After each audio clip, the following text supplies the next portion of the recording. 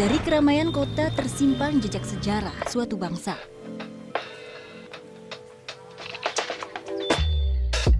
Asal-muasal sebuah budaya yang terpelihara dengan nilai-nilai luhurnya.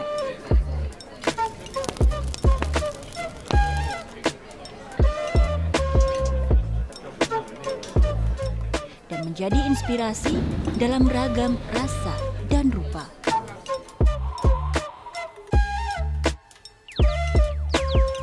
Menjadi bagian tak terpisahkan dari kehidupan manusia.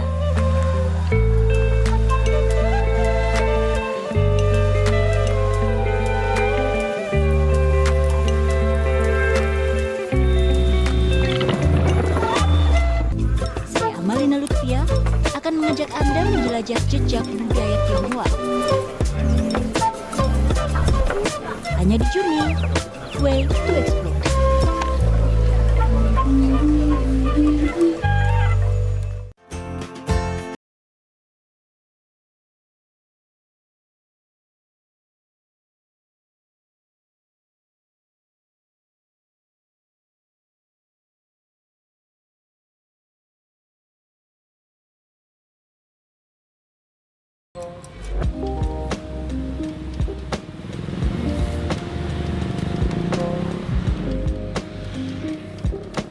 Jelajah budaya Tionghoa Nusantara saya mulai dari Tangerang.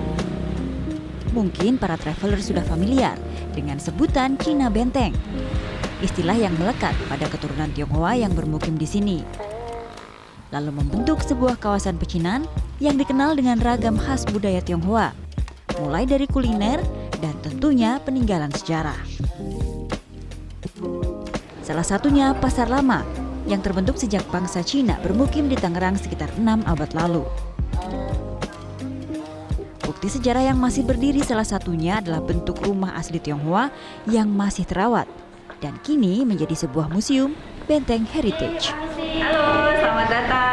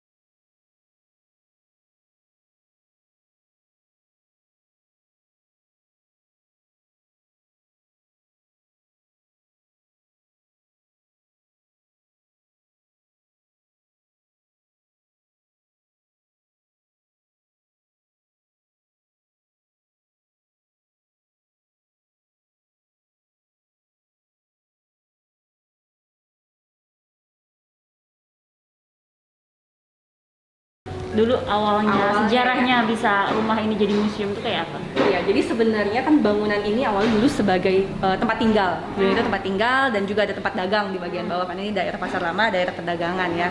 Kemudian waktu itu Pak Udaya yang kebetulan sebenarnya masa kecilnya tinggal di seberang bangunan ini. Kayaknya ini harus dilestarikan di rumah karena ada beberapa bagian di rumah ini yang memang sangat unik. Waktu itu Pak Udaya belum ada rencana mau jadiin apa.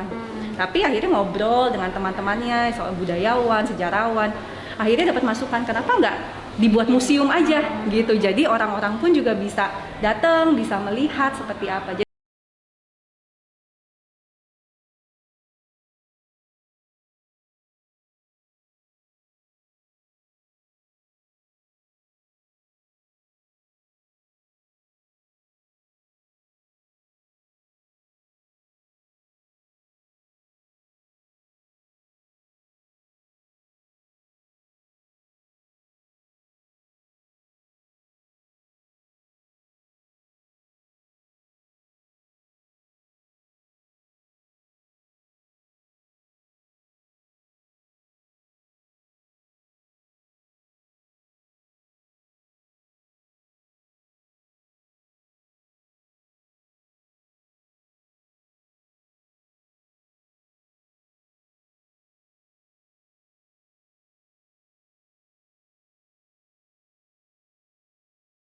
bersejarah atau di Pulau Jawa? Termasuk tertua di Pulau Jawa. Kebetulan kelenteng Butekbio ini sudah berdiri sejak 1684. Jadi usianya saat ini sudah sampai 300-an tahun lebih gitu. Ini kan termasuk cagar budaya ya. Apa yang dilakukan oleh pengurus kelenteng ini untuk mempertahankan? Karena katanya sekarang hanya tersisa sedikit kelenteng yang masih utuh Ya, atau masih baik. terawat gitu. Pengurus kelenteng Butekbio sejak 3-4 tahun yang lalu telah memutuskan bahwa kita akan menggunakan kelenteng ini untuk melestarikan kelenteng ini dengan cara berbagai macam kebijakan. Dan salah satu diantaranya adalah penggunaan hiyo. Hiyo selama ini kan 3 batang hiyo di setiap tempat sembahyang. Tapi sejak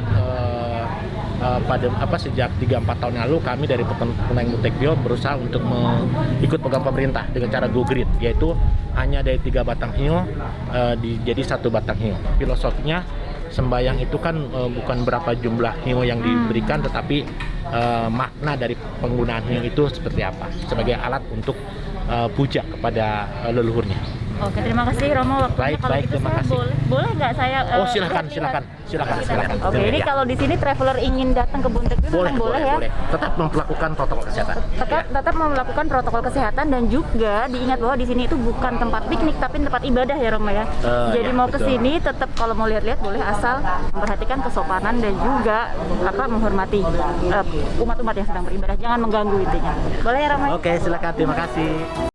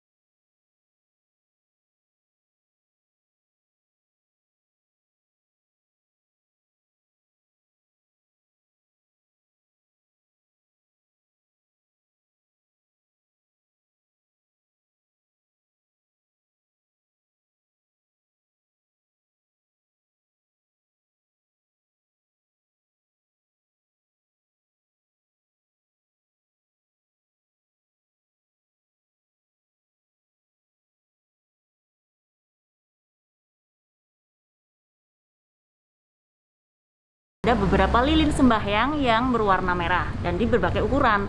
Disinilah tempat lilin itu dibuat, di tempat Pak Antonius siapa ya? Pak, ini kan lilin kalau saya lihat di kelenteng itu ada yang dari kecil, terus kemudian ada yang besar gitu sampai lebih tinggi lah dari manusia gitu kan Pak ya. Itu memang maknanya apa sih Pak, dari yang bedanya apa dari yang kecil sampai yang besar untuk urusan sembahyang itu? Ya kalau yang kecil seperti yang kecil gini ya kecil, ya dia untuk sembahyang per hari. Kalau untuk yang besar, lebih besar lagi? Yang besar ya banyak maknanya, ya dia untuk kehidupan penerangan bisa, atau dia minta pengharapan untuk ya kesembuhan.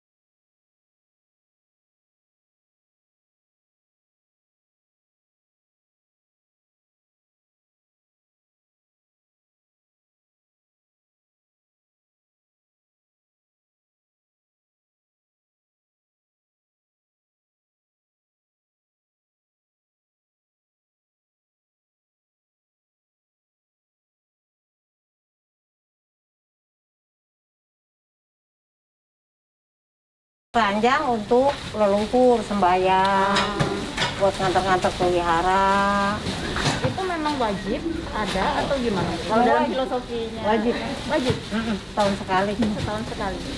Jumlahnya yang harus diberikan itu ada ketentuannya gitu nggak? Apa berapa yang harus dihidangkan gitu? Enggak, semaunya kita memberi, mau yang berapa gitu. Kan dia ada susunan 3, ada 5, ada 7, ada 9. Ganjil gitu ya? Ah, Ganjil. tinggal kita maunya kasih yang berapa gitu. Kalau dari ibu sendiri sudah membuat kue keranjang itu sejak kapan? 15 tahun. 15 tahun. 15 tahun. Saya tadinya kan dari kakek. Udah, ibu berarti turunan ke Ketiga. Selain kue keranjang, pabrik Lau Kim Wee juga membuat dodol dengan beragam variasi rasa.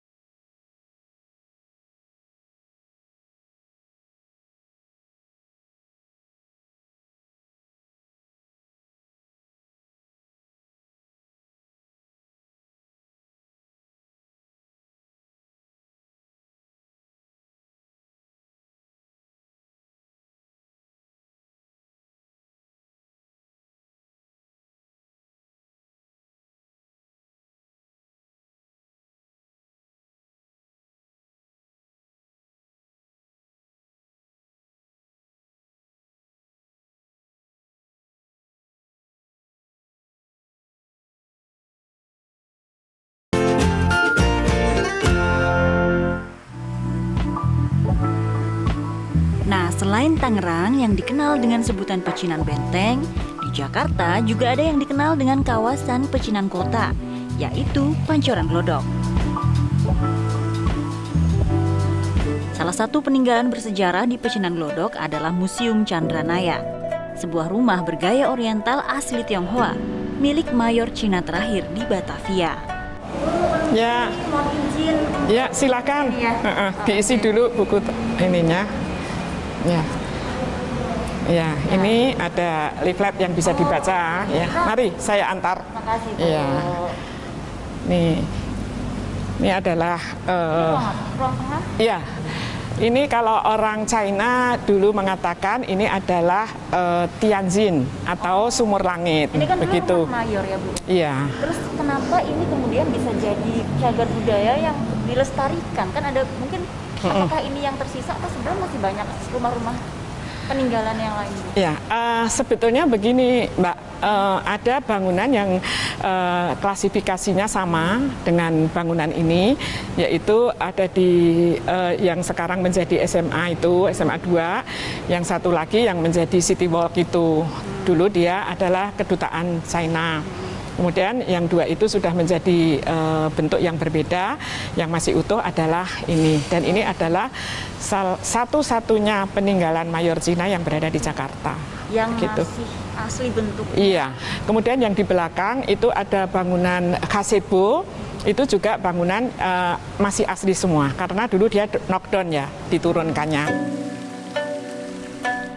Menyusuri Museum Chandranaya, di belakang museum terdapat kolam ikan yang menurut Feng Shui akan membawa energi positif di dalam rumah.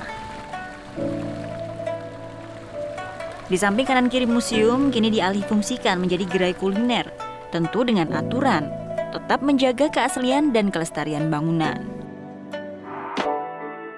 Dari Glodok saya beralih ke kawasan kuliner Pancoran Pantai Indah Kapuk, sebuah pusat jajanan dengan konsep outdoor, membawa masakan asli Pancoran Glodok dan segala suasana peranakan ke dalam satu tempat. Halo, saya Lina kok. Halo, salam kenal. Selamat datang di Pancoran Peak. Saya Adrian. Suasana outdoor ini sangat ideal untuk lokasi makan bersama keluarga dan kerabat, karena Pancoran PIK juga menerapkan protokol kesehatan. Dan juga konsep Pancoran PIK ini sangat ramah jika para travelers mau membawa hewan peliharaan untuk diajak menikmati suasana luar. Tak hanya outdoor, ada beberapa restoran besar Glodok yang hadir di sini. Salah satunya Wong Fuki. restoran tertua di Indonesia dan menjadi salah satu yang tertua di ASEAN. Wong Fuki adalah restoran keluarga yang secara turun-temurun diwariskan dan kini telah berada di tangan generasi ketiga. Berdiri sejak 1925, di dalam restoran ini suasana tradisional dan modern berpadu dengan kentalnya suasana oriental.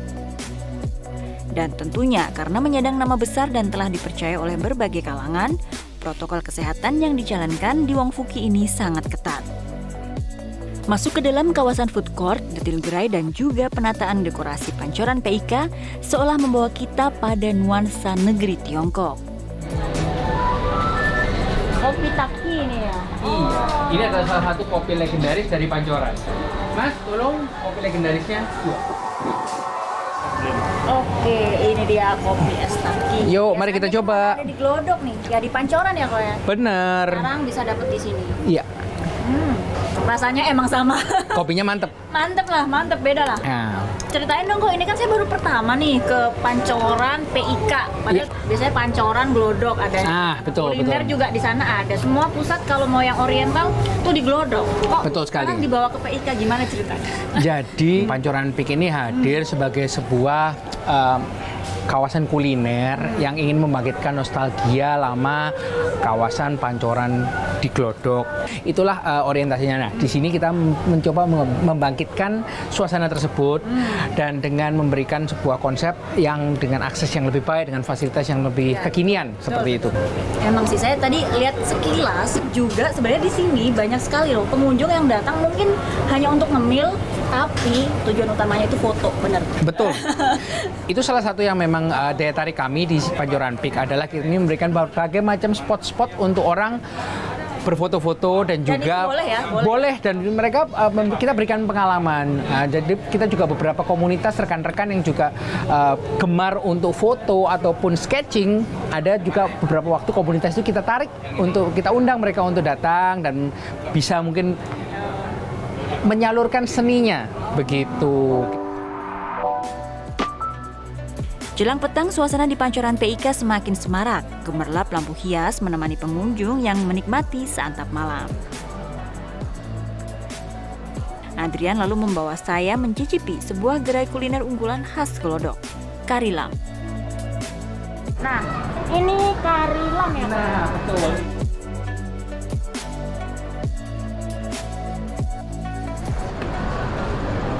Ini dia Kari Lam yang otentik dari Glodok dibawa ke PIK. Coba ya, kita coba dulu. Silahkan. Nah, Enak banget, sumpah ini enak banget tuh. ini salah satu memang hidangan paling otentik dari Pancoran Glodok yang kita bawa ke Pancoran Peak. Nah, itu memang dia punya apa? Kari. Cara dia memasak karinya itu memang udah turun temurun. Banget, jadi supaya nggak dingin, langsung cepet-cepet harus dihabiskan. Cus. Suasana malam di Pancoran Glodok semakin semarak dengan sajian hiburan tarian dan juga petikan alat musik petik tradisional guzeng dan aluran gesekan heru. Dan perjalanan saya menjelajah sejarah budaya Tionghoa pun berakhir dengan indahnya suasana peranakan dan sejuknya malam Imlek di kawasan Pancoran PIK.